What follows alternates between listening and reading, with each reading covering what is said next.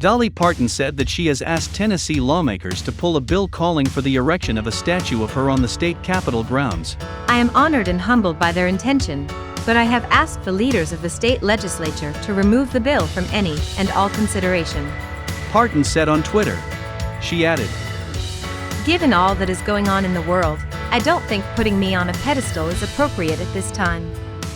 I hope, though, that somewhere down the road several years from now, or perhaps after I'm gone, if you still feel I deserve it, then I'm certain I will stand proud in our great state capitol as a grateful Tennessean. State Representative John Mark Windle, a Democrat, introduced a bill last month to honor Parton.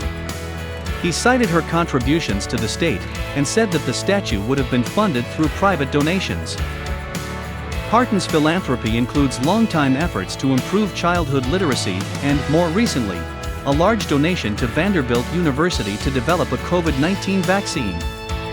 Earlier this month, Parton told NBC's Today that she twice turned down the Medal of Freedom when it was offered by then-President Donald Trump. I couldn't accept it because my husband was ill, and then they asked me again about it, and I wouldn't travel because of the COVID. She said that she was unsure if she would accept it if offered by President Joe Biden.